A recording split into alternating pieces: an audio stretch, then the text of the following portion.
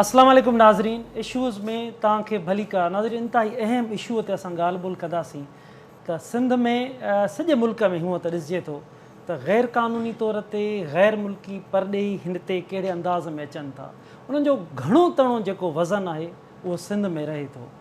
कीअं अफ़गान बॉर्डर मां कीअं हू क्रॉस कनि था, हज़ारनि जी तादाद में अफ़गानिस्तान जा माण्हू, मुख़्तलिफ़ मुल्कनि जा माण्हू उतां जेके स्पिन बोल्दिका चमन जो बॉर्डर आहे, तुरखम बॉर्डर आहे, उतां क्रॉस थी बलूचिस्तान ज़रिए वरी कराची खां पोइ समूरी सिंध में कीअं पखिड़िजी वञनि था। उन अहम इशूअ ते असां ॻाल्हि ॿोल कंदासीं त जॾहिं हू गैर क़ानूनी तौर ते परॾेही हिते अफ़गानी बर्मी मुख़्तलिफ़ जेके गैर मुल्की आहिनि उहे गैर क़ानूनी तौर ते हिते तरसियल आहिनि, उन्हनि जूं हिते बस्तियूं क़ाइमु थी वञनि थियूं। मुख़्तलिफ़ पुलिस जी रिपोर्ट आहे, मुख़्तलिफ़ क्राइम में कब्ज़नि में सरे फ़हिरिस्त उहे माण्हू आहिनि।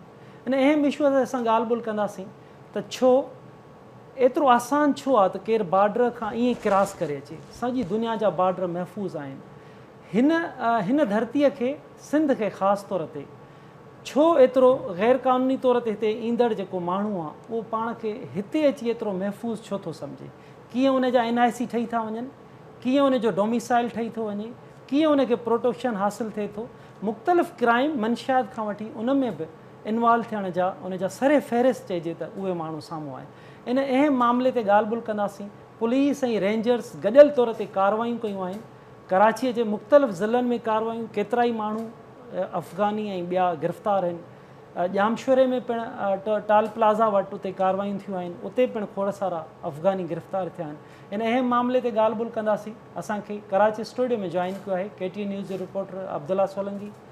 हैदराबाद मां KTN न्यूज़ जो रिपोर्टर असगर खणोठी असां सां गॾु आहिनि, जॾहिं त जामशोरे मां KTN न्यूज़ जो रिपोर्टर अज़ीम बारी जो असां सां गॾु आहे। तव्हां टिनी रिपोर्टर दोस्तनि खे वेलकम थो चइजे। नाज़रीन, असां इन कोशिशि कंदासीं हिन इशूअ ते पुलिस अमलदारनि सां ॻाल्हि ॿोल कयूं, लाॻापियल ॿियनि माण्हुनि सां बि ॻाल्हि ॿोल कयूं त हिन मुल्क जे अंदरि ख़ासि तौर ते सिंध में सालनि खां वठी गैर क़ानूनी माण्हू हिते पहुचनि था, मुख़्तलिफ़ उहे कुधा कमु कनि था, ऐं इन अहम समूरी सूरत हाल ते असां ॻाल्हि ॿोल कंदासीं त हीअ हिते महफ़ूज़ आमाजगाह हिन धरतीअ खे हू छो था सम्झनि, केरु हुननि खे प्रोटेक्शन ॾिए थो। अब्दुल्ला, ॻाल्हि ॿोल जी शुरूआति तव्हां खां थी कजे त कराची शहर जे अंदरि मुख़्तलिफ़ ज़िलनि में पुलिस तरफ़ां कार्रवायूं कयूं पियूं वञनि। तव्हां असांखे ॿुधाईंदव रेंजर्स ऐं पुलिस तरफ़ां अफ़गानी जेके गैर क़ानूनी तौर ते रहियल आहिनि उन्हनि लाइ किथे किथे कार्रवायूं थियूं आहिनि ऐं उनजी केतिरी गिरफ़्तारी हिन वक़्तु अमल में अची चुकी आहे। वॾी महिरबानी असलम भाउ, पर कराची जे किथे किथे कार्रवायूं न थियूं आहिनि उहा अलॻि ॻाल्हि आहे। बाक़ी मुंहिंजे ख़्याल में त हर ज़िले में हिन वक़्तु ताईं कार्रवायूं थी चुकियूं आहिनि, छाकाणि त ख़ासि तौर ते हिन जेके टारगेट आहिनि 2 ज़िला जिन तां बॉर्डर बलूचिस्तान में मिले थो पियो, जंहिंमें कराची जो ओलह ज़िलो आहे ऐं उन सां गॾु कैमाड़ी ज़िलो आहे। कैमाड़ी मां गुज़िरियल ॾींहुं जेको आहे सो तक़रीबन 31 ॼणा इहे अफ़गानी गिरफ़्तार कया विया जेके गैर क़ानूनी तरीक़े सां बॉर्डर क्रॉस करे आया। उन सां गॾो गॾु मुख़्तलिफ़ वक़्तनि ते जेके वेस्ट आहे उन तक़रीबन 300 वेस्ट जे पुलिस 300 ॼणा जेके अफ़गानी गिरफ़्तार कया, उन में औरतूं ऐं ॿार पिणु शामिल आहिनि। जीअं अॼु रेंजर्स जेकी कार्रवाई कई आहे उन में बि जेको आहे सो तक़रीबन औरतूं शामिल आहिनि, 20 ॼणा ॿार आहिनि ऐं उन सां गॾु टोटली 120 अफ़गानी गैर मुल्की शहरी। हाणे इहा सॼी लोध मुख़्तलिफ़ ज़िलनि जे करे ज़िलनि सां जेको आहे सो कनेक्ट थी करे पोइ हिते अचे थी पई। बलूचिस्तान में जेको अचे थो पियो उहो तमामु वॾी तादाद में आहे। जीअं हीअ जामशोरे खे टोल प्लाज़ा खां उनखे रोकियो वञे थो, चेक कयो वञे थो, उते रोकियो वञे थो। पर हिते जेको मामिलो इहो आहे त बलूचिस्तानी साइड खां जेको अचनि था पिया उनखे डायरेक्ट ईअं छूट ॾिनल आहे त उते ओलह में वेस्ट में हिन वक़्तु बि जेकी आबादगारी तक़रीबन अफ़गाननि जी आहे। अब्दुल्ला, ॻाल्हि ॿोल पाण जारी रखूं था। फैसल बशीर मेमन साहब SSP वेस्ट आहिनि, उन सां जॉइन कयो। अस्सलाम वालेकुम फैसल साहब। जी वालेकुम सलाम। फैसल साहब, असां जो अॼु को उनवान डिस्कशन बि असांजे हिन इशूअ ते आहे त गैर क़ानूनी तौर ते हिते जेके माण्हू अचनि था उन हवाले सां आहे त तव्हां कहिड़ियूं कार्रवायूं कयूं आहिनि पंहिंजे ज़िले में, केतिरियूं गिरफ़्तारियूं अमल में आंदियूं आहिनि, कहिड़ो प्लान आहे तव्हां वटि? जी जी, असां रेगुलर जेको आहे सो ऑपरेशन स्टार्ट कयो आहे। इहे जेके अफ़गानी इलीगल माइग्रेंट्स अचनि था पिया बॉर्डर क्रॉस करे असां वटि, ऐं असां उन्हनि जा डॉक्यूमेंट्स रेफ्यूजी कार्ड जेके नारा इशू कंदी आहे उहे चेक कंदा आहियूं। अगरि कंहिं वटि को कार्ड या डॉक्यूमेंट्स पूरा न हूंदा आहिनि या कार्ड एक्सपायर थींदो आहे त पोइ उन्हनि खे फॉरेन एक्ट जे तहत अरेस्ट करे ऐं मैजिस्ट्रेट जे साम्हूं पेश कंदा आहियूं। उतां उहे वेंदा आहिनि जेल। पोइ जॾहिं केस जो फाइनल डिसीजन थी वेंदो आहे त पोइ वरी जेको होम डिपार्टमेंट उन्हनि जी डिपोर्ट करण लाइ प्रोसीडिंग्स इनिशिएट कंदा आहिनि। असां रेगुलर बेस ते ही वेस्ट डिस्ट्रिक्ट में स्टार्ट करे छॾियो आहे, छाकाणि जो असांखे जेको नेबरिंग प्रोविंस लॻे थो बलूचिस्तान ऐं रूट इहो वठनि था, त सो फार असां तक़रीबन 15 FIR ॾिनियूं आहिनि ऐं 320 जे अराउंड जेको आहे सो असां अफ़गानी खे अरेस्ट कयो आहे। अच्छा अच्छा फैसल साहब, उहो सिटीअ में पहुची था वञनि, हेतिरियूं असां वटि चौकियूं आहिनि, त छा चौकियुनि ते उन्हनि जी चेकिंग सख़्तु न आहे जो हू सिटीअ ताईं पहुची था वञनि?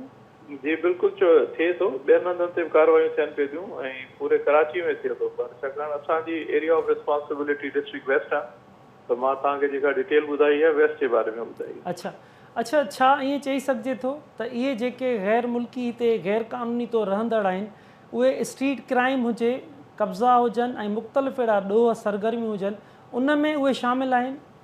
बिल्कुलु तव्हांजी असेसमेंट ठीकु आहे ऐं इहे जेके अफ़गानी आहिनि इन्हनि जो ड्रग्स ऐं नार्कोटिक्स में इन्वॉल्वमेंट तमामु घणी आहे। ॿियो जेको इलीगल वेपन्स असां वटि कराची में अचनि था या हिते सेल थियनि था, उन्हनि में हिननि जी इन्वॉल्वमेंट आहे। ऐं अॼुकल्ह असां ॾिठो आहे जेको असांजो रीसेंट एक्सपीरियंस आहे, त स्ट्रीट क्राइम में बि हिननि जी इन्वॉल्वमेंट आहे। इहो ई रीज़न आहे जो जेके इलीगल अफ़गान जा जेके माइग्रेंट्स आहिनि उन्हनि जे अगेंस्ट जेको आहे असां ऑपरेशन शुरू कयो आहे। पूरे कराची जे तमामु डिस्ट्रिक्ट में ऑपरेशन हली रहियो आहे ऐं जेको आहे सो फार इन जो रिज़ल्ट तमामु सुठो निकितो आहे जेको असां ॾिठो आहे। अच्छा, अंदाज़ो हूंदो त डिस्ट्रिक्ट वेस्ट जे अंदरि मुख़्तलिफ़ छा कुझु बस्तियूं बि क़ाइमु थी चुकियूं आहिनि गैर मुल्कनि जूं? जी नयूं फ्रेश की बस्तियूं जेको आहे कोन जेको आहे सो इस्टेब्लिश थियूं आहिनि। इहे पुराणा मुख़्तलिफ़ कुझु एरियाज़ आहिनि जिते ई ऑलरेडी रहंदा हुआ ऐं हिननि जी कॉन्सेंट्रेशन उते ई थिए थी, पर असां उते रेगुलर जेको आहे स्नैप चेकिंग बि कराईंदा आहियूं ऐं कॉम्बिंग ऑपरेशन बि रेगुलर बेसिस ते कराईंदा आहियूं, तो असां ॾिठो आहे त उनजे करे घणो फ़र्क़ु पियो आहे हिननि में। अच्छा फैज़ल साहब, ही तव्हां खां हटी करे सवालु हूंदो पर तव्हांजी नॉलेज में ज़रूरु हूंदो त छा उहे जेके गैर क़ानूनी तौर ते हिते रहंदड़ माण्हू आहिनि उहे NICs बि उन्हनि जा ठही था वञनि, डोमिसाइल बि ठही था वञनि, छा इन क़िस्म जी का सिफ़ारिश या अहिड़ी का ॼाण इन्वेस्टिगेशन में तव्हांखे मिली आहे? जी वक़्तन फ़वक़्तन मीडिया में रिपोर्ट्स ईंदियूं आहिनि त हिननि जे जेके नादरा जेको आहे सो शनाख्ती कार्ड ठाहींदो आहे, पासपोर्ट्स ठहंदा आहिनि ऐं पोइ फेडरल गवर्नमेंट स्पेशली FIA जेको आहे सो हुननि जे ख़िलाफ़ एक्शन बि वठंदी आहे ऐं मुख़्तलिफ़ इंक्वायरियूं फाइनलाइज़ बि थी वियूं आहिनि ऐं जेके माण्हू हिननि शयुनि में इन्वॉल्व आहिनि उनखे सज़ाऊं बि मिलियूं आहिनि। बिल्कुलु इहो मीडिया ते रिपोर्ट्स हलंदियूं रहंदियूं आहिनि। अच्छा फैज़ल साहब, पोइ हाणे तरीक़ेकार छा हूंदो? ही डिपोर्ट जल्दी थी वेंदा या हितां जेल वेंदा, जेल खां पोइ वरी ज़मानतूं थींदियूं, वरी उहो साॻो सिटी में वापसि अची वेंदा? जी बिल्कुलु, इहो डिपेंड करे थो कोर्ट जो जेको फाइनल डिसीजन आहे उन ते ऐं उन खां पोइ जेको आहे डिपोर्ट करण जी जेके प्रोसीडिंग्स आहिनि होम डिपार्टमेंट स्टार्ट करे छॾींदो ऐं जल्दी थी वेंदो आहे। हिन में को लंबो चौड़ो जेको आहे सो प्रोसीजर इन्वॉल्व न हूंदो आहे, सिंप्लीफाइड प्रोसीजर आहे ऐं थोरो जल्दी थी वेंदो आहे। अच्छा, ईअं चई सघिजे थो त तव्हां जेके बि SSPs आहियो त मुख़्तलिफ़ डिस्ट्रिक्ट में गॾियल तौर ते अहिड़ियूं कार्रवायूं हली रहियूं आहिनि? जी हा बिल्कुलु, साइमल्टेनियसली जेको आहे सभिनी डिस्ट्रिक्ट्स में जेको आहे ऑपरेशन। वॾी महिरबानी फैसल साहब, तव्हां KTN न्यूज़ खे वक़्तु ॾिनो। असगर फैसल साहब जी तव्हां ॻाल्हि ॿोल ॿुधी रहिया आहियो त असगर तव्हां हैदराबाद जी मां तव्हां खां मालूम कंदुमि त गैर क़ानूनी तौर ते अफ़गानी हुजनि, बर्मी हुजनि, उन्हनि जो बि हिकु वॾो तादादु इन तरफ़ आहे। त हिकु त हीउ बि सुवालु थिए थो त ही जेके बॉर्डर्स आहिनि त भले तुर्खम जा ही जेके पाकिस्तान सां बॉर्डर गॾनि था, पर अफ़गानिस्तान जा Iran, Kashmir, Turkmenistan, Uzbekistan, Tajikistan मुख़्तलिफ़ ॿियनि मुल्कनि सां बि आहिनि। पोइ हिन इलाइक़े खे, हिन मुल्क खे, ख़ासि तौर सिंध खे हू पंहिंजी महफ़ूज़ पनाहगाह सम्झनि था, इन जा छा सबब आहिनि? तव्हांजी वॾी महिरबानी, तमामु अहम इशू ते अॼु तव्हांजो प्रोग्राम आहे। असुल में जेकॾहिं पाण ट्रेस कंदासीं त जेका अफ़गानिस्तान मां जेको इनक़लाब आयो हुयो ऐं उन इनक़लाब खां पोइ जेका उते तालिबान जी जंग हली हुई त उन खां पोइ उन वेड़ जे नतीजे में अफ़गानिस्तान में जेका अंदरूनी वेड़ थी त उहो हाणे हिकिड़ी ओपन ॻाल्हि आहे, पाण सभिनी खे ख़बर आहे त उन वेड़ जे पुठियां केरु हो ऐं उन वेड़ जे नतीजे में वॾो रंगो अफ़गाननि जो पाकिस्तान में आयो ऐं पाकिस्तानी रियासत बाक़ाइदे पेट्रोनाइज़ करे उन्हनि खे पाकिस्तान में वेलकम कयो ऐं वेलकम करण जे नतीजे में जेको शुरूअ में उहा सूरत हाल हुई, अमेरिका जे हिमायत सां उहा वेड़ हली रही हुई अफ़गानिस्तान में, त उनजो सॼो बर्डन जेको उहो सिंध में अची पियो कोयचा में पियो, ख़ैबर पख्तूनख्वा में बि पियो, पर उन जा जेके मनफ़ी नतीजा आया उहे सिंध मां आया ऐं उहे अॼु ॾींहं ताईं पाण भोॻे रहिया आहियूं। ऐं उहो सॼो कमु हिकु SSP या चईं SSP जे लेवल जो मुंहिंजे ख़्याल में न आहे। हीअ हिकु सॼी रियासत जी पॉलिसीअ जो नतीजो आहे जेको पाण हिन वक़्तु भोॻे रहिया आहियूं। ऐं उन मां निकिरण जो वाहिद तरीक़ो बि इहो आहे जेसीं ताईं हिन रियासत खे इहो तइ न करिणो पवंदो त हिते गैर मुल्कनि सां कीअं डील करिणो आहे, गैर मुल्कनि खे कीअं वापसि मोकिलिणो आहे, त पोइ इन सूरत हाल खे पाण मुंहुं ॾेई सघूं था। बाक़ी ही इंतिज़ामी तौर ते तव्हां जीअं ही हिकु SSP जो तव्हां सां ॻाल्हि ॿोल करे रहियो हो त हुन वीचारे खे इहा बि ख़बर न आहे त जॾहिं मीडिया में ख़बरूं अचनि थियूं त पोइ हुननि खे ख़बर पवे थी त इमिग्रेंट्स जा हिते कार्ड बि ठहनि था ऐं इमिग्रेंट्स रहनि था। बाक़ी जेकॾहिं मीडिया में ख़बर न अचनि त हिते जेके इदारा आहिनि उन्हनि वटि के बि रिपोर्टूं न आहिनि ऐं उहे पाण मुरादो के बि कारवायूं नथा करे सघनि ऐं जेसीं ताईं मीडिया में को हुलो हंगामो न थिए ऐं मीडिया में का निशानदेही न थिए। सो ॻाल्हि इहा आहे त हीअ इन्हनि इदारनि जे जेका लेवल आहे SSP जी या IG लेवल खां कमु तमामु घणो मथां आहे। हीअ रियासती सतह ते ऐं मुल्की सतह ते जेके पॉलिसी साज़ मेन इदारा आहिनि ऐं जेका एस्टेब्लिशमेंट आहे, जेका हुकूमत आहे, उन्हनि खे ई तइ करिणो पवंदो त गैर मुल्की असां कीअं अचनि था, उन्हनि जे हवाले सां उन्हनि जी जेका पॉलिसी आहे उहा सख़्तु करणी पवंदी। ऐं ॿियो त तव्हां हिकिड़ी ॻाल्हि कई त गैर मुल्की ॾोहनि में मुलविस आहिनि। जेकॾहिं ॾोहनि में मुलविस न बि हुजनि त बि हुननि खे को हक़ु न आहे त उहे असां वटि रहनि। पुरअमन तरीक़े सां बि रहण जी हिकु टाइम पीरियड हूंदो आहे। सॼी दुनिया जे मुल्कनि जूं पॉलिसियूं आहिनि, वीज़ाऊं जारी थींदियूं आहिनि। जेकॾहिं पनाहगीरनि जा बि हिकिड़ा कानून आहिनि, पनाहगीर कैंपुनि में रहंदा आहिनि, उन्हनि जा हिकिड़ा महदूद उन्हनि खे हक़ मिलियल हूंदा आहिनि। उन्हनि खे शहरियत जा हक़ न मिलंदा आहिनि, उन्हनि खे एतिरी मूवमेंट जी आज़ादी न हूंदी आहे। पर पाकिस्तान में टोटली उनजे उबतड़ आहे, पनाहगीरनि खे उहे ई हक़ आहिनि जेके हिन मुल्क जे शहरनि खे हक़ आहिनि। उहे कार्ड जेको तव्हांजो मुंहिंजो पाण मुश्किल सां ठहंदो हूंदो इमिग्रेंट्स जो, उहो बि आसानी न ठही वञे थो। अच्छा असगर, ॻाल्हि ॿोल पाण जारी रखूं था। फिदा हुसैन जामरी साहब SSP क्यामाड़ी आहिनि, उन्हनि असांखे जॉइन कयो। अस्सलाम वालेकुम फिदा हुसैन साहब। वालेकुम सलाम। फिदा हुसैन साहब, अफ़गान जे हवाले सां ऐं गैर मुल्की जेके हिते रहंदड़ आहिनि उन हवाले सां असां ॻाल्हि ॿोल करे रहिया आहियूं। तव्हां पंहिंजे ज़िले जे अंदरि कार्रवायूं कयूं आहिनि, केतिरा गैर मुल्की तव्हां गिरफ़्तार करे चुका आहियो, कहिड़ी पॉलिसीज़ आहिनि, प्लान कहिड़ो आहे, केतिरे वक़्त ताईं तव्हां गिरफ़्तारियूं वधीक अमल में आणे सघंदव? असल में तव्हांजो तमामु 3-4 जेके पोर्शन आहिनि क्वेश्चन जा। पहिरियों त असांजो इहो अमल जेको आहे सो जारी रहंदो जेसि ताईं त हीअ जेके हिननि जो इनफ्लो जेको आहे सो ख़तमु न थिए।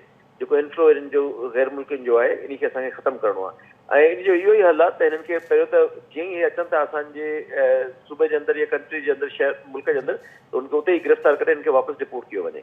उन सिलसिले में असां जेको आहे सो रिसेंटली 262 गैर मुल्की जेके मोस्टली अफ़गान नेशनल्स आहिनि उन्हनि खे असां अरेस्ट कयो आहे, उन्हनि खे प्रोसेस करायोसीं थ्रू FIRs ऐं उन्हनि खे डिपोर्टेशन जा ऑर्डर्स कराए ऐं उन्हनि खे असां डिपोर्ट करायो आहे। 262 माण्हू आहिनि ऐं 47 FIRs असां कया। अच्छा अच्छा, फिदा साहब केतिरी तव्हां छा था सम्झो त केतिरी कामयाबी फिदा हुसैन साहब मिली सघंदी त जेके बि तव्हांजे ज़िले में ख़ासि तौर ते क्यामाड़ीअ में इहे इतला आहिनि त वॾी तादाद में गैर मुल्की गैर क़ानूनी तरीक़े सां रहियल आहिनि, त तव्हां का प्रेशर को ॻाल्हि उन खां सवाइ तव्हां कार्रवायूं कंदव ऐं उहो गिरफ़्तारी थींदियूं?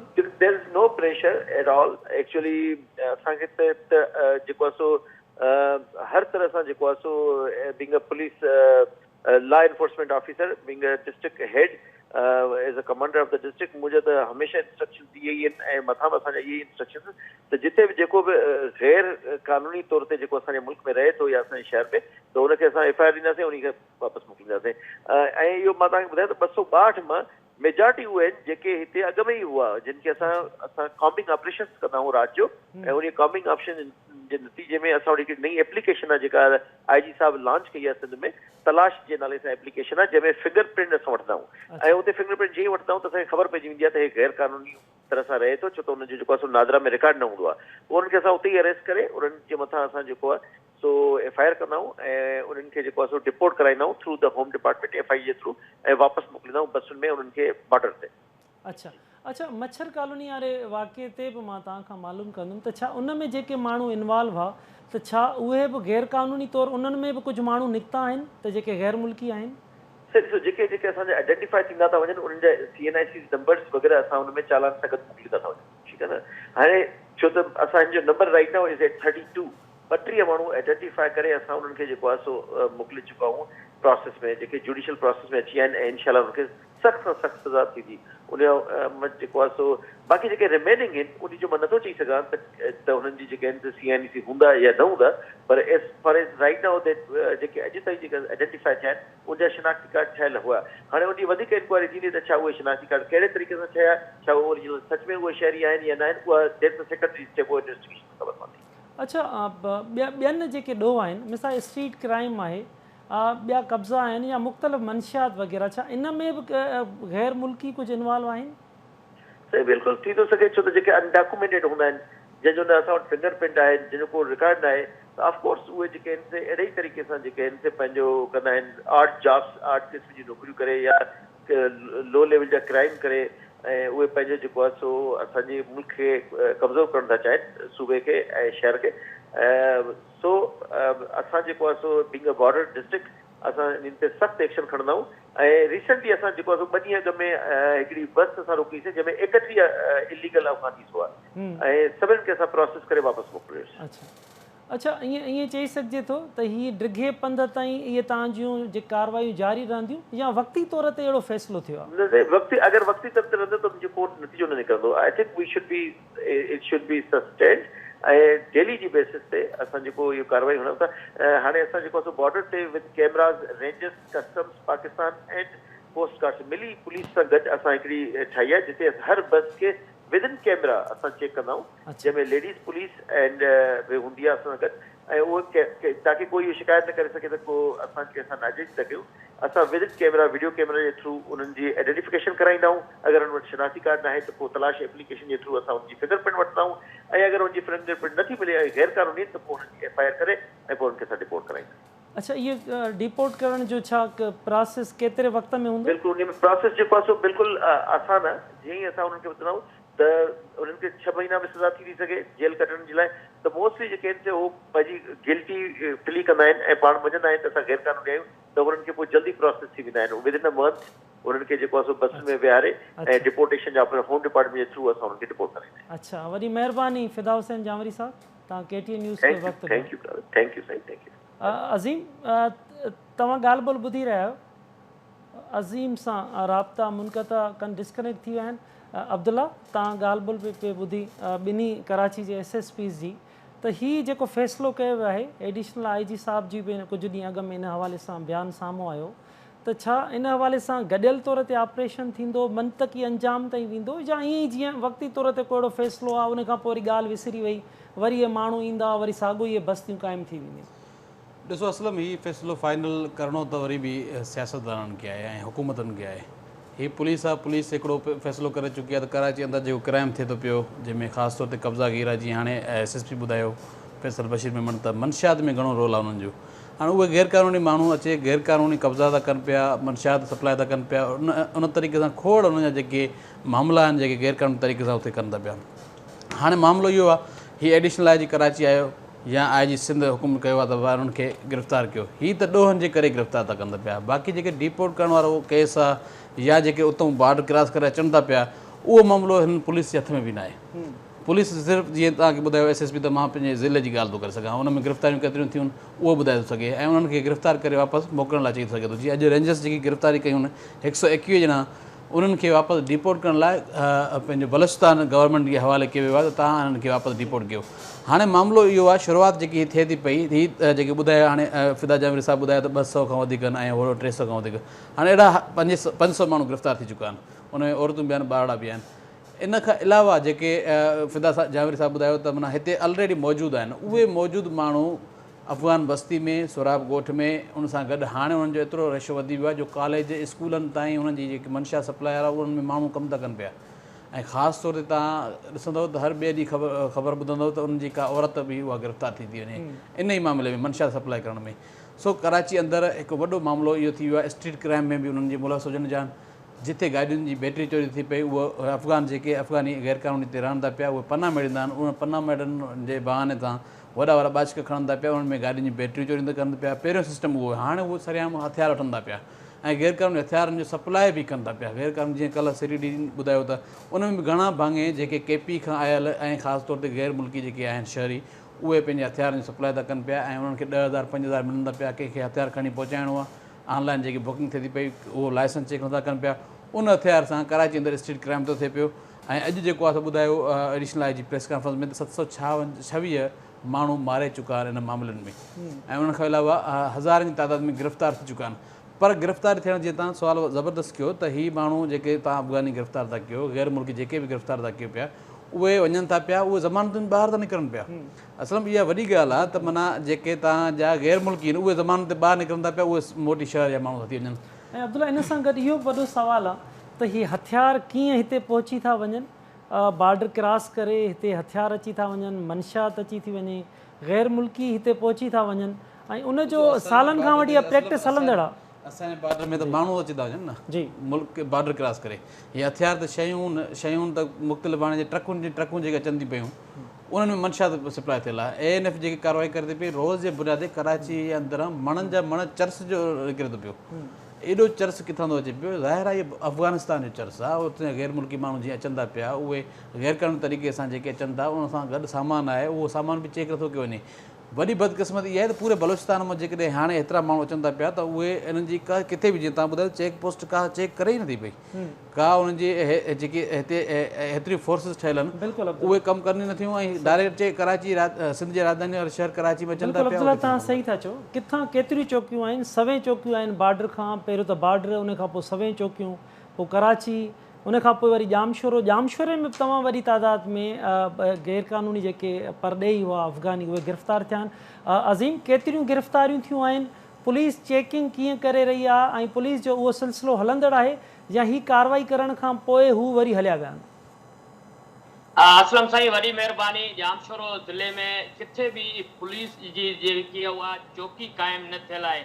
अलबत्ता जामशोरो टूल प्लाज़ा वटि हिकु रेंजर्स जी चौकी क़ाइमु थियल आहे जंहिं गुज़िरियल हफ़्तो अॻे जेको आहे 4 कोचूं जेके आहिनि कराचीअ खां जेको आहिनि पेशावर तरफ़ वञी रहियूं त उन्हनि ते छापो हणी औरतुनि समेत 320 जेके आहिनि उहे मर्द जेके आहिनि उन्हनि खे गिरफ़्तार करे उन्हनि जे मुख़्तलिफ़ थाणनि ते केस दाख़िल करे उन्हनि खे जेल मोकिले छॾियो। उन खां अलावा गुज़िरियल ॾींहुं बि हिकिड़ी कार्रवाई थी, उन में 15 खां मथे जेके आहिनि अफ़गानी जेके गैर मुल्की उन्हनि खे गिरफ़्तार करे हिकु RRF जी पुलिस पोस्ट उते रखियो वियो। मीडिया खे जेको आहे रोकियो वियो पियो त कवरेज न कई वञे। पुलिस जो जेतिरो रोल आहे त पुलिस जो रोल किथे बि असांखे ॾिसणु न पियो अचे त अफ़गानियुनि जे ख़िलाफ़ कार्रवाई कजे, मगर छा त जामशोरो ज़िलो जेको आहे अफ़गानी लाइ जेको आहे गढ़ बणियल आहे। कोटड़ी साइट में हिन वक़्तु बि जी 100 जी तइदाद में जेको आहे उहे गैर मुल्की जेके आहिनि अफ़गानी उहे तरसियल आहिनि। उन्हनि जे ख़िलाफ़ जेको आहे हिन वक़्तु जेको पुलिस जे तरफ़ां को बि एक्शन न पियो अचे। उन खां अलावा कोल माइंस वारो इलाइक़ो उन में बि जेको आहिनि केतिरा ई तइदाद में जेको आहिनि गैर मुल्की माण्हू जेके आहिनि अफ़गानी जेके आहिनि उहे तरसियल आहिनि। मगर पुलिस जो जामशोरो ज़िले अंदरि किथे बि रोल जेको ॾिसण में न पियो अचे, चौकियूं क़ाइमु न थियल आहिनि। अलबत्ता कराची खां पेशावर वेंदड़ जेके आहिनि उन्हनि अफ़गानियुनि खे त रोकियो वञे थो, मगर पेशावर खां जेके कराची तरफ़ वञनि पिया उन्हनि लाइ जेको आहे को बि रोकथाम लाइ हिन वक़्तु ताईं पुलिस तरफ़ां बंदोबस्तु न कयो आहे। गुज़िरियल राति देरि सां 13 माण्हू जेके आहिनि गिरफ़्तार कया। उन्हनि खे पुलिस जो मुख़ बि इहो साम्हूं अचे पियो त उनखे डिपोर्ट असां करे उन्हनि खे मोकिले छॾियो आहे पंहिंजे अबाणनि घरनि वटि। मगर हिन वक़्तु ताईं उहे ज़रिया जेके आहिनि असांजा उन वक़्तु जेके उन चौकीअ ते असां उन्हनि अफ़गानियुनि जा फुटेज कया त उन्हनि खे छॾाइण लाइ वॾियूं वॾियूं गाॾियूं जेके आहिनि अची पहुतियूं। पुलिस सां उन्हनि जी ढील हलंदड़ हुई, मगर ख़बर न आहे। उन्हनि खे डिपोर्ट बि कयो वियो, उन्हनि जे मथां केस दाख़िल कयो। हिन वक़्तु जेको आहे रेंजर्स जेकी टूल प्लाज़ा वटि हिकिड़ी चौकी क़ाइमु थियल आहे, उन हिकु हफ़्ते अंदरि 350 खां मथे जेके गैर मुल्की अफ़गानी जेके आहिनि उन्हनि खे गिरफ़्तार करे मुख़्तलिफ़ थाणनि ते मुंतक़िल कयो, उन्हनि जे मथां केस दाख़िल कयो। उहे हिन वक़्तु जेल में आहिनि। उन खां अलावा ही 2 जामशोरो ज़िले जूं अहम जेके इलाइक़ा आहिनि कोटड़ी साइड जो ख़ुदा जी बस्ती ऐं कोल माइन, उन में हिन वक़्तु बि 100 जी तइदाद में गैर मुल्की जेके आहिनि अफ़गानी तरसियल आहिनि।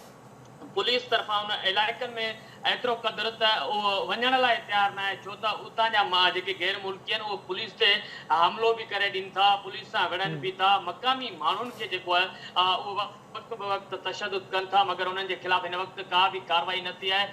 जीअं अब्दुल्ला ॻाल्हि कई त अफ़गानी जेके हूंदा आहिनि उहे जेके आहिनि हर मामलनि में जीअं त उन्हनि जो मंशात जेको आहे उन में अहम किरदारु हूंदो आहे। असां वटि जामशोरो ज़िलो जेको आहे हिन वक़्तु M9 मोटरवे ते जेको क्रॉसिंग जो जेको मसलो हूंदो आहे पुलिस जी मार्फत हलंदो उहो गैर मुल्की जेके अफ़गानी कंदा आहिनि जेके करोड़ रुपया जेके हर महीने जेको पुलिस खे मंथलियूं ॾींदा आहिनि को गाॾियूं क्रॉस कराईंदा आहिनि पुलिस उन्हनि खे गिरफ़्तार न कंदी ही गैर मुल्की जेके अफ़गानी मुख़्तलिफ़ सिंध जे शहरनि में तरसियल आहिनि उहे जेके आहिनि हर मामलनि में जेको हिन वक़्तु जेको आहिनि उहे कमु करे रहिया आहिनि हथियार सप्लाई हुजे या हीरोइन हुजे चस हुजे ऐं ॿियो जेको कमु उहो अफ़गानी कनि था मगर पुलिस उन्हनि सां ॿुट बणियल आहे रेंजर्स जूं जेके आहिनि उहे मुख़्तलिफ़ हंधनि ते जेको आहे चौकियूं क़ाइमु थियल आहिनि M9 मोटरवे ते जेको जामशोर ज़िले जो एमगढ़ जेको आहे उते रेंजर्स तरफ़ां हिकिड़ी चौकी क़ाइमु थियल उहा जेकी कराची खां पिशावर वेंदड़ अफ़गानियुनि खे गिरफ़्तार कनि था मगर जेके पेशावर खां कराची वञनि था उन्हनि लाइ जेको आहे सिंध हुकूमत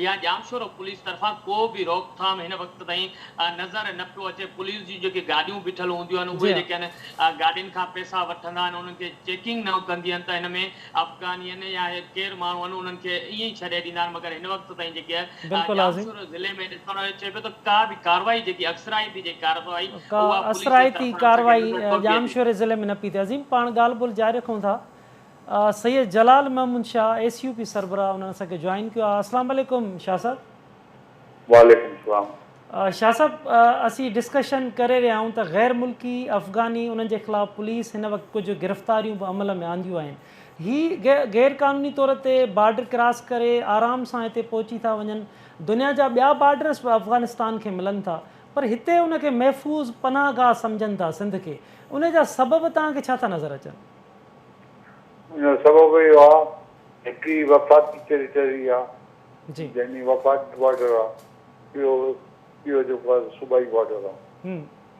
असांजे जेके वफ़ाक़ी बॉर्डर आहे सो वञी थो मिले हिन खां कोयटा खां इन पासे खां उन पासे खां रोक नथी कई वञे ऐं वरी असांजी प्रोविंशियल बॉर्डर आहे उहा असांजी आहे उन ते रोक नथी कई वञे इन करे उहे माण्हू वधंदा वञनि था वफ़ाक़ी बॉर्डर ते ऐं प्रोविंशियल बॉर्डर ते असांजी रोकथाम थियणु घुरिजे छो त इहा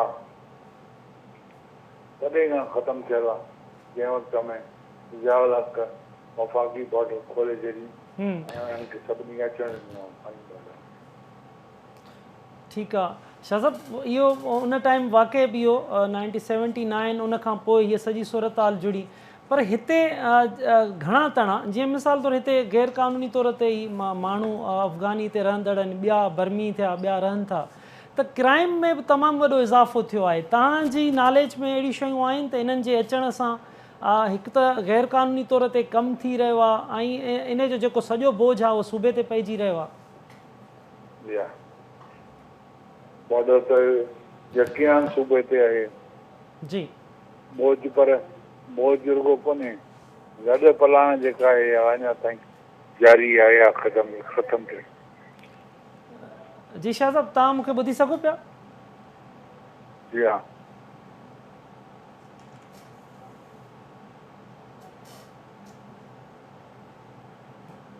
हेलो जी शाह साहब मां तव्हां खां इहो ई सवाल पिया कयो त हिकु त गैर मुल्की सिंध में वॾी तादाद में अचनि पिया उन्हनि जी का रोकथाम न पई थिए उन जा जेके पुलिस जी रिपोर्ट आहे त उहे स्ट्रीट क्राइम हुजे मंशियात हुजे कब्ज़ा हुजनि उन्हनि में बि इन्वॉल्व आहिनि हिकु त सूबे ते सूबाई बॉर्डर ते रोकणु घुरिजे जी जेॾी महिल सूबे जी बॉर्डर आहे उन ते असांखे रोकणु घुरिजे उन्हनि खे अचण खां पोइ रोकणु कम जो कोन्हे असांखे सूबाई सिंध जे बॉर्डर ते असांखे रोकथाम करणु घुरिजे अच्छा ॿियो इहो जेको वॾो सुवालु थिए थो सिंध में त NICs बि ठही था वञनि डोमिसाइल बि ठही था वञनि उनजे ख़िलाफ़ु तव्हां स्ट्रगल बि हलाई त छा उन स्ट्रगल हलाइण खां पोइ NIC उन्हनि माण्हुनि खे गैर मुल्कियुनि खे ठहण सिलसिलो जेको आहे उन में कुझु रोकथाम आयो आहे इन का बि रोकथाम कान आई आहे इन करे जो इहो वफ़ाक़ी इदारो आहे ऐं उहो सभिनी खे जारी थो करे अच्छा शाह साहब कल्चरली वैल्यूज़ जे हवाले सां बि यको ई जेके सालनि खां वठी हिते जेके गैर मुल्की अचनि था उन जा तमामु घणा सोसाइटी ते असर पवनि था जी हा असर पवंदा रहनि था कहिड़ा कहिड़ा नुक़सानात ॾिसो था सिंध में उन जे करे? इन करे आंधी तरह टकराव रहे थो। अच्छा, टकराव रहे थो ऐं सूबनि में ऐं ज़िलनि में जी उहे ज़िलनि जे अंदरि अचूं आबादी करियूं। अच्छा, ठीकु आहे शाह साहब। सैयद जलाल मोहम्मद शाह साहब, वॾी महिरबानी तव्हांजी, तव्हां KTN न्यूज़ खे वक़्तु ॾिनो। नाज़रीन, सैयद जलाल मोहम्मद शाह साहब जी तबियत नासाज़ आहे, उन बावजूदि बि उन्हनि असांखे वक़्तु ॾिनो। हिन टॉपिक ते जॾहिं उन सां असीं शेयर कयसीं त हिन इशूअ ते ॻाल्हि ॿोल करणी आहे त उनजो त हिन ते उन सॼी ज़िंदगी स्ट्रगल भलाई आहे त गैर क़ानूनी तौर ते हिते जेके माण्हू गैर मुल्की अचनि था, परॾेही अचनि था, अफ़गानी ख़ासि तौर ते, उन सां ई सॼी सोसाइटी तबाहीअ जे वर चढ़ी वई आहे। संदन मुतालबो इहो ई रहियो आहे त फौरी तौर ते इन्हनि खे पंहिंजनि मुल्कनि ॾे उमाणियो वञे, छो जो अफ़गानिस्तान में हाणे उहा जंग वारी सूरत हाल बि आहे ऐं अमन अमान क़ाइमु थी चुको आहे। असगर, मां तव्हां खां मालूम इहो बि पिए कयो त छा हैदराबाद जे सराउंडिंग में जेके गैर मुल्की रहंदड़ माण्हू आहिनि उहे पंहिंजूं बस्तियूं क़ाइमु करे चुका आहिनि? पुलिस उन्हनि ते को एक्शन करे रही आहे? पुलिस जूं चौकियूं के आहिनि जेके बसुनि में या इन्हनि मुख़्तलिफ़ हंधनि ते चेकिंग कंदा हुजनि? असल में ही गैर मुल्की एतिरे वक़्तु अरसे खां वठी हिते हैदराबाद में रहनि था। हाणे त पुलिस खे शायद इहो अहसासु बि न आहे या इंतिज़ामिया खे अहसासु बि न आहे त उहे गैर मुल्की आहिनि या मुल्की आहिनि। हैदराबाद जे आस पास में बिल्कुलु अहिड़ियूं बस्तियूं आहिनि। ख़ुदि हैदराबाद जामशोरो जेको राजपूताना वारो रोड आहे, हिते अहिड़ियूं बस्तियूं आहिनि जिते मुंहिंजे ख़्याल में कॾहिं पुलिस उन्हनि बस्तियुनि में दाख़िल थियण जी बि ज़हमत न कई आहे ऐं दाख़िल थियण जी कोशिश बि न कई आहे। ऐं उते वॾे तइदाद में गैर मुल्की माण्हू रहनि था ऐं इहे बि इतला आहिनि त उन्हनि माण्हुनि हाणे पंहिंजा शनाख़ती काग़ज़ ठाराए वरिता आहिनि, उहे हाणे पाकिस्तानी शहरी थी चुका आहिनि। त जीअं त हीअ मूं तव्हांखे शुरू में ॿुधायो त हीअ जेको गैर मुल्कियुनि जो ख़ासि तौर ते अफ़गानी शहरनि जो पाकिस्तान में जेको आमद आहे उहा 1979-80 खां वठी जेका रही आहे, उनखे एॾो वॾो अरसो थी चुको आहे जो हाणे उहा हिते सुञाणप बि न रही आहे। बाय फेस त तव्हां सुञाणी सघो था त हीअ मुल्की आहे या गैर मुल्की आहे, पर जॾहिं डॉक्यूमेंट्स जी ॻाल्हि अचे थी त तव्हांखे असां सभिनी खे ख़बर आहे त पंहिंजे हिन सिंध सूबे में ख़ासि तौर ते शनाख़ती कार्ड ठाहिणु या कूड़ा डोमिसाइल ठाहिणु एॾो वॾो मसइलो न आहे। इदारा में जेका करप्शन जी बाज़ार आहे उहा एतिरी वधी वई आहे जंहिंजो असीं सॼी हीअ सिंधी क़ौम ऐं सिंध जो हीउ सूबो नतीजा भोॻे रहियो आहे जो हाणे उहे गैर मुल्की या अफ़गानी न सिर्फ़ु वॾे तइदाद में हैदराबाद जे आस पास में मौजूदु आहिनि, कारोबार कनि था। हू क़ानूनी तौर ते शहरी बि थी चुका आहिनि ऐं हू अरबें रुपयनि जे मिल्कियतुनि जा मालिक बि बणिजी चुका आहिनि। हाणे उन्हनि जे ख़िलाफ़ ही हिकु SSP लेवल जो ऑफिसर जे लाइ कार्रवाई करणु तमामु घणी मुश्किल आहे। ही तमामु वॾी लेवल जो पॉलिसीअ जो मसइलो आहे ऐं उते ई हल थी सघे थो। बाक़ी हाणे सुवालु आहे त वधीक आबादीअ खे या वधीक इन्फ्लक्स खे रोकणो आहे। उन जे लाइ बि जेको हिन वक़्तु ताईं ॾिठो वियो आहे, जेका अज़ीम ॻाल्हि कई त जेके पिशावर मां गाॾियूं अचनि थियूं उन्हनि खे रोकण जो को मैकेनिज़म न आहे। उन्हनि में तलाशीअ जी या चेकिंग जी का बि असांखे जीअं त हैदराबाद जो बॉर्डर मिले थो, शहर में दाख़िल थियण वारी जेके चेक पोस्टूं आहिनि त उते बि असांखे कॾहिं का अहिड़ी बस या गाॾी चेकिंग इन लिहाज़ खां त इन में को गैर मुल्की सफ़र कंदो हूंदो उनजी चेकिंग कजे, उनजो डॉक्यूमेंट्स ॾिसिजे, उनजो फिंगरप्रिंट्स ॾिसिजे। अहिड़ियूं सहूलियतूं बि न आहिनि मुंहिंजे ख़्याल में पुलिस चेक पोस्टुनि खे बॉर्डर वारी साइड ते इहे रेंजर्स खे आहिनि ऐं फिंगरप्रिंट्स चेक करण जूं, पर पुलिस खे मुंहिंजे ख़्याल में इन जी उते फैसिलिटी न आहे जेके ज़िले जूं चेक पोस्टूं आहिनि। त सुवाल आहे त इहे तमामु वॾी लेवल जो ऐं तमामु संजीदगीअ सां सोचण जी मरहलो आहे, फ़ैसिलो करिणो आहे ऐं उन जे लाइ इदारनि जी जेका सूरत हाल आहे पुलिस जी या ज़िले इंतिज़ामिया जी, उहा तव्हांखे असांखे ख़बर आहे त उहा पंहिंजे विदिन डिस्ट्रिक्ट जे अंदरि अमन अमान खे क़ाइमु करण जे लाइ बि उन्हनि सां तव्हां ॻाल्हाईंदा त हू चवंदा असां वसीलनि जी खोट आहे, असां वटि एहलकारनि जी खोट आहे, असां वटि नयुनि गाॾियुनि जी खोट आहे। मतिलबु हू तव्हांखे एॾी डिघी लिस्ट ॿुधाईंदा जो तव्हां मजबूर थी वेंदव त हाणे पहिरियां उन्हनि जा बि मुतालबा मंजनि ऐं पोइ हुननि खां का डिमांड कजे त हाणे असां अमन अमान करियो। त हाणे उहा पुलिस डिस्ट्रिक्ट पुलिस शहरनि खे कीअं रोके सघंदी, इहो को वॾो सुवालु आहे जंहिंजे लाइ सिंध हुकूमत खे संजीदगी सां गौर करणु घुरिजे। न त जेका सिंध सूबे में ऐं परॾेही आबादी आहे उनजो जेको अंग मुसलसिल वधी रहियो आहे ऐं उन में अञा बि इज़ाफ़ो ईंदो ऐं उनजा न सिर्फ़ु सकाफ़ती तौर ते असरु पवंदा पर उनजा असांजी सियासत ते बि असरु पवंदा ऐं असांजे समाज ते बि असरु पवंदा। बिल्कुलु। अच्छा अब्दुल्ला, NIC जे हवाले सां ॻाल्हि ॿोल कजे त नादरा बि खोड़ सारियूं रिपोर्ट्स साम्हूं आंदियूं, मुख़्तलिफ़ FIA रिपोर्ट्स आंदियूं, त उन में बि खोड़ इंकशाफ़ात थिया त NIC ग़लति ठही विया आहिनि परॾेहनि जा? बिल्कुलु। ॾिसो DIG जेको आमिर फारूक हुयो जॾहिं हू डायरेक्टर FIA थियो त उन पहिरीं प्रेस कॉन्फ्रेंस कई त हुन ॿुधायो त 30 लख खां वधीक जेके जाली NIC आहिनि यानी की माण्हू उते आहिनि न उहे ठहियल आहिनि। 30 लख खां वधीक वॾो हिकिड़ो ह्यूज जेको अमाउंट आहे जेको कराची अंदरि सिर्फ़ु हुन ॿुधायो आहे त एतिरा जेके जाली कार्ड ठही चुका आहिनि शिनाख्त कार्ड। तव्हांजे लाइ हिन वक़्तु अफ़गान बस्ती नोगो एरिया लॻी पई आहे, पुलिस नथी वञी सघे, कार्रवाई नथी करे सघे। जॾहिं वञे थी पुलिस उन्हनि लॻे कार्ड मौजूदु आहिनि, उन्हनि वटि पूरा डॉक्यूमेंट मौजूदु आहिनि, एतिरे क़दुरु जे हाणे उहो मुलाज़िमत हितां वठणु शुरू करे छॾी आहे ऐं मुख़्तलिफ़ जेके प्राइवेट हुजनि कंपनियूं हुजनि या हाणे सरकारी में बि कोशिशि कनि था पिया त हू हुते जेको आहे नौकिरी वठी करे पंहिंजी मुलाज़िमत कनि। अहिड़े तरीक़े सां हीअ जेके NIC ठाहिण जो सिलसिलो आहे उन में जेके मुलविस माण्हू हुया उन्हनि खे गिरफ़्तारी जो सिलसिलो विच में शुरू थियो, पर असां वटि बदक़िस्मती इहा आहे त का बि शइ मुस्तक़िल हली न सघंदी आहे। हमेशह कंहिं झटके जी तरह कुझु एक्टिव थींदा आहिनि, कुझु ॾींहंनि खां पोइ वरी जेको आहे उहो ख़ामोशी थींदी आहे। FIA जेके गिरफ़्तारियूं कयूं हुयूं उन में 5 खां 7 गिरफ़्तारियूं थियूं हुयूं ऐं उनखां पोइ वरी ख़ामोशी थी विया। जेके कार्ड ठहिया आहिनि 30 लख कार्ड जेके FIA ॿुधाया हुया उहे कंहिं ठहिया आहिनि, उन्हनि जो वधीक का जांच न थी सघी ऐं उहे इनकारियूं उते ई बंदि थी वियूं आहिनि कागज़नि में। अहिड़ी तरह तव्हां कराची अंदरि हिन वटि जेके बि होटल ॾिसो नंढा हुआ या वॾा जिते अफ़गानी कमु था कनि पिया उन्हनि वटि कार्ड मौजूदु आहिनि ऐं उन सां गॾु न सिर्फ़ु अफ़गानी पर हिते जेके हाणे जीअं फिदा ॿुधायो हो मस्तोई साहिबु असांजो फिदा जाबरी साहिबु, त मच्छर कॉलोनी में जेके हाणे गिरफ़्तार थियनि था पिया उहे बर्मी बंगाली ऐं जेके उन्हनि वटि कार्ड बि आहिनि मौजूदु। हाणे ॿुधायूं त 34 ॼणनि जा कार्ड मौजूदु आहे ऐं उहे टोटल ॿुधायूं त भाई हीअ तुंहिंजा न आहिनि गैर मुल्की ऐं कार्ड ठही विया आहिनि। जीअं तव्हांखे DC उतां जो ॿुधायो हो मुख़्तियार जेको अबड़े साहिबु, त उते लखे माण्हू अॼु बि रहनि था पिया जिन वटि NIC आहे या न आहे पर हू पंहिंजो गैर मुल्की आहिनि ऐं गैर क़ानूनी तौर ते रहियल आहिनि। हाणे गैर क़ानूनी तौर ते रहियल जेके बि हिते शहर में आहिनि कराची शहर में उॾे पुलिस हिननि लाइ बि तयारु न आहे। पुलिस लाइ बि उहे नोगो एरिया बणिजी विया आहिनि। उहे मंशात उतां सॼो जेके ॾोहनि जा जेके जड़ आहिनि बुनियादु आहिनि उहो उतां शुरू था थियनि पिया। अहिड़ी तरह कराची में ॾाढी सूरत हाल ख़राबु थी पई। न सिर्फ़ु कराची, जीअं असगर ॿुधायो त हैदराबाद, जीअं अज़ीम ॿुधायो त कोटड़ी जी साइड एरिया आहे जिते फैक्ट्रियूं में हिन वक़्तु जेके आहिनि सभु तव्हांखे गैर मुल्की माण्हू मिलंदा, कराची हुजे या जेके हैदराबाद या ॿियूं हुजनि। अहिड़ी तरह तव्हांखे उहो असांजे ॻोठनि ताईं कंबरशदार ॻोठ ताईं तव्हांखे पठण जा नंढा वॾा होटल मिलंदा।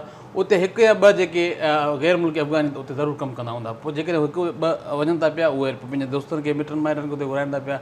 हाणे ॾिसो जेके एॾी उमेद सां त हू आराम सां बार क्रॉस कनि था पिया, जेके अचनि था त लाज़मी हुननि खे आसरो आहे, हिते केरु माण्हू उन्हनि खे घुराइनि था पिया। ऐं ॾिसो हीअ जेके जामशोर में पकता आहिनि उन्हनि में तव्हां बसियुनि में ॾिसंदो नंढा नंढा ॿार आहिनि। हाणे हीअ गैर क़ानूनी तरीक़े सां को वॾा कंडेदार तारूं क्रॉस नथा कनि, इहे रोडनि सां अचनि था पिया।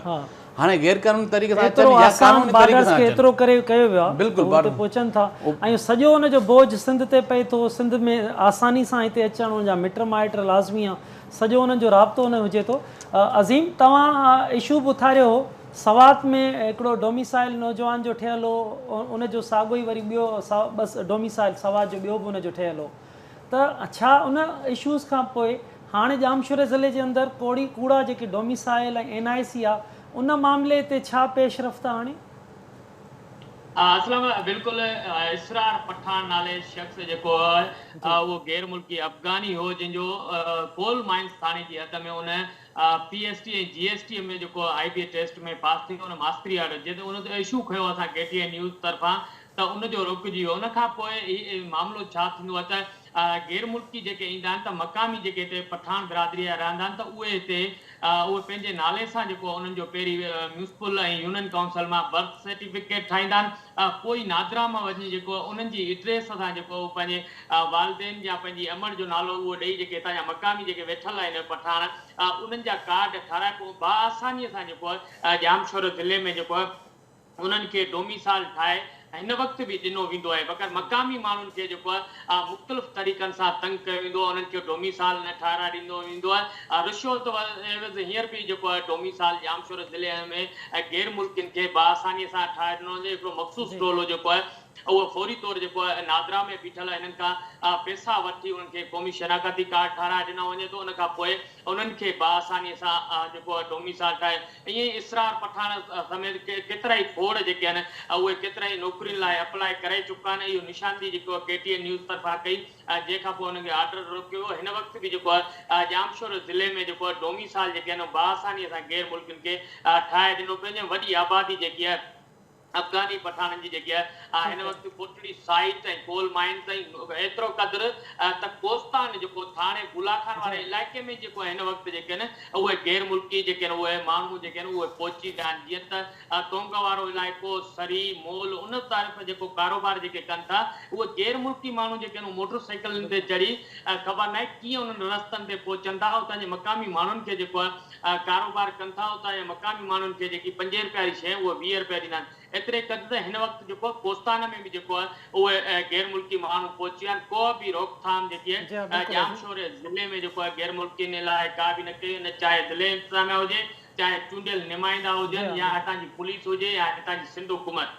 ठीकु छो आहे। त सिंध जे वॾे वज़ीर जो ही ज़िलो आहे, उनखे घुर्जे आहे त जामशोर ज़िले अंदरि जेके गैर मुल्की तेज़ीअ तरफ़ जेके आहिनि अची रहिया आहिनि उन्हनि खे रोकथाम जी ज़रूरत आहे। हिन वक़्तु बि काफ़ी जेके आहिनि उहे कराचीअ खां जेके पेशावर तरफ़ वञनि था। बिल्कुलु अज़ीम, बिल्कुलु असां ॾिसी रहिया आहियूं त इहा सूरत हाल आहे त वॾी तादाद में गैर क़ानूनी गैर परॾेही हिते पहुची रहिया आहिनि। वॾी महिरबानी अज़ीम तव्हांजी, तव्हां KTN न्यूज़ खे वॻो असगर, तव्हांजी महिरबानी अब्दुल्ला, तव्हांजी महिरबानी। नाज़रीन, इंतिहाई अहम इशू हो। सिंध जे अंदरि आबादी तेज़ी सां उनजो बोझ वधी रहियो आहे। लाज़मी आहे जॾहिं ईअं बॉर्डर्स खुलियल आहिनि, अफ़गान बॉर्डर, उनखां पोइ बलूचिस्तान ज़रिए जॾहिं सिंध में हेॾी वॾी तादाद में लखनि जी तादाद में गैर मुल्की परॾेही हिते पहुचनि था, लाज़मी आहे उनजो सियासी तौर ते, समाजी तौर ते, सक़ाफ़ती तौर ते उन जा हिन धरतीअ ते बोझ पवंदा। हितां जा माण्हुनि जा इशूज़ आहिनि, बेरोज़गारी हुजे, मुआशी प्रॉब्लम्स हुजनि, मथां गैर मुल्कियुनि खे हिते उहे पहुची ऐं रिश्वत ॾेई करप्शन जा जेके मुख़्तलिफ़ माण्हुनि सां मिली करे NIC ठाराए छॾनि, डोमिसाइल ठाराए छॾनि, इंतिहाई ख़तरनाक आहे। सो इन हवाले सां हिन वक़्तु जेको ऑपरेशन हली रहियो आहे, रेंजर्स ऐं पुलिस गॾियल तौर ते ज़रूरु कुझु आहे कार्रवायूं, अञा वॾी कार्रवाइनि जी ज़रूरत आहे, छो जो तमामु वॾी तादाद में हिते गैर क़ानूनी तौरु रहंदड़ माण्हू आहिनि। तव्हां कुझु ई ॾींहंनि अॻु जी ॻाल्हि आहे त जॾहिं सोराब ॻोठ वटि धरणो हयो वियो उन्हनि परॾेहिनि तरफ़ां, त उते अफ़गानिस्तान जो झंडो बि फड़कायो वियो। उनखां पोइ उते जे माण्हुनि खे, जेके आम माण्हू उते गुज़र करे विया, उन्हनि खां फुरलुट कई वई, उन्हनि जे मथां तशदुद कयो वियो। ऐं पुलिस जी ख़ुदि रिपोर्ट आहे त उहे क्राइम में, मंशात में, कब्ज़नि में मुलविस आहिनि। वॾे ऑपरेशन जी ज़रूरत आहे गैर मुल्कियुनि ख़िलाफ़ु, परॾेहिनि ख़िलाफ़ु जेके गैर क़ानूनी तौर ते हिते पहुची रहिया आहिनि। वरी नवनि इशू सां गॾु ॿीहर गॾु हूंदासीं। तेसिताईं पंहिंजे मेज़बान असलम हैदर खे ॾींदा इजाज़त। अला वाहे।